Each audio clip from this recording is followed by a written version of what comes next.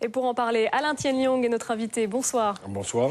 Vous êtes donc le chef de file du groupe d'opposition pour une Guyane audacieuse à la CTG, la collectivité territoriale de Guyane. Tout d'abord, 27 millions de déficit de fonctionnement. Vous n'êtes pas d'accord. Pourtant, ça fait des années qu'on entend de la part du Conseil général que vous êtes dans le rouge. Aujourd'hui, vous niez ? Non, il y a une différence entre déficit et manque de moyens pour assurer les besoins d'une collectivité. Je l'ai toujours dit. Je n'ai jamais eu de cesse de rabâcher le fait que la collectivité était en difficulté. Sauf que notre budget a toujours été voté en équilibre. Si ce n'était pas le cas, vous le sauriez. D'ailleurs, je vous renvoie au dernier rapport de la Cour de la Chambre régionale des comptes qui dit que nous sommes le département le moins endetté de France. Donc ce que je reproche en fait à cette démarche, et le déficit, ce que je reproche à cette démarche du président de la CTG, c'est cette façon insidieuse de jeter le discrédit sur autrui. Et c'est ça le drame.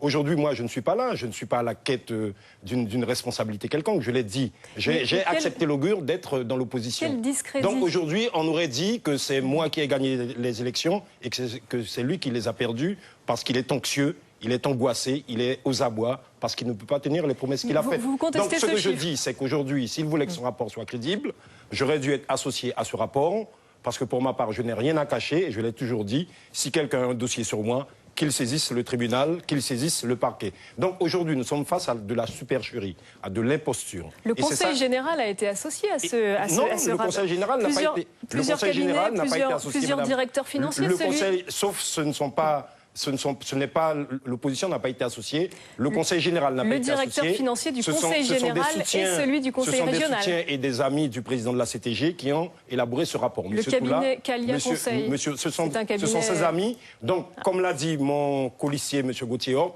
on est dans un tour de passe-passe où on satisfait, où on gratifie les amis. Donc vous remettez en cause le travail d'un cabinet d'audit. Tout à fait, je remets en cause parce que ce n'est pas un travail qui est objectif. Lorsque vous avez le président de la CTG qui vient sur vos plateaux pour dire que j'ai embauché 174, que j'ai fait 174 embauches au mois de novembre 2015, je suppose que vous avez lu le rapport. Oui. Cela n'est pas mentionné dedans. Et c'est cela que j'appelle cette façon insidieuse de jeter le discrédit. Donc vous pensez qu'on a gonflé les chiffres? C'est un rapport qui n'est pas sincère. Je vous invite à le lire. Il fait 39 pages. Oui. Il fait 39 pages avec des préconisations qui sont faites, notamment qui vont à l'encontre des promesses qu'a faites Oui, sur les impôts, mais sur les emplois. D'après nos informations, les données transmises par vos services ont évolué à la hausse. À 100 employés près, on ne savait même pas combien de personnes travaillaient au Conseil général. Et jusqu'à la semaine dernière, ça a encore évolué. Alors, est-ce que vous connaissiez exactement le nombre d'employés du Conseil général à la fin de l'année 2015 ? Alors, à la fin de l'année 2015, il y avait un peu plus de 1800 contrats stabilisés dans le cadre d'emplois consolidés, ce que j'appelle les contrats normaux. Mais l'effectif total. Un peu plus de 500 contrats CUI. Et c'est de cela qu'il parle. Et c'est pour ça que je vous dis, je vous invite à analyser les choses. Donc, je l'ai rappelé, 216 contrats CUI, renouvellement. Et puisque les contrats CUI, ce sont des contrats de 24 mois. À partir du moment où un agent a terminé ses 24 mois, je ne peux pas réembaucher ce même agent. Donc on est obligé de faire la continuité de service public avec quelqu'un d'autre.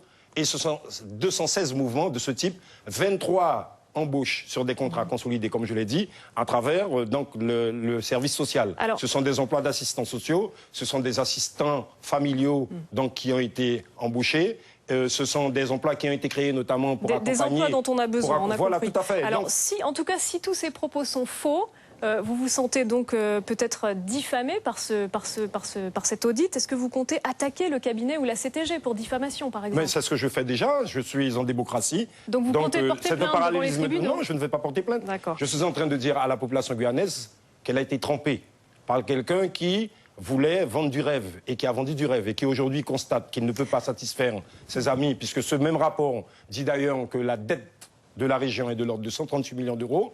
Oui, mais quand on a des capacités d'autofinancement, la dette n'est pas un problème, M. Thienlyong. Vous le savez très bien. En 4 ans, et c'est de ça que je parle, et c'est ce que vous auriez dû relever. En tout cas, l'heure est grave. L'heure est grave, on est d'accord pour le...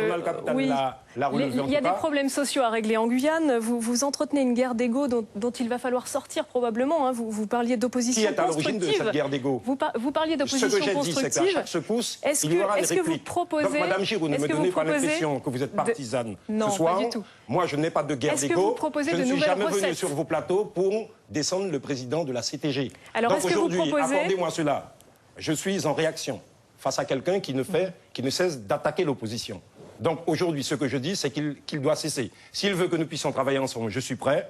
Les plénières auxquelles vous avez assisté en tant que enfin, en tant que média en tout cas, vous avez vu que je n'ai pas manifesté d'opposition. Je suis prêt à travailler. Si M. Alexandre souhaite qu'on travaille, qu'il arrête de jouer et qu'il commence à se mettre au travail, parce qu'aujourd'hui, la collectivité territoriale de Guyane est un navire qui n'a pas de capitaine et qui va à la dérive. Merci beaucoup, en tout cas, Alain Teniong, d'avoir répondu à nos questions. Merci encore.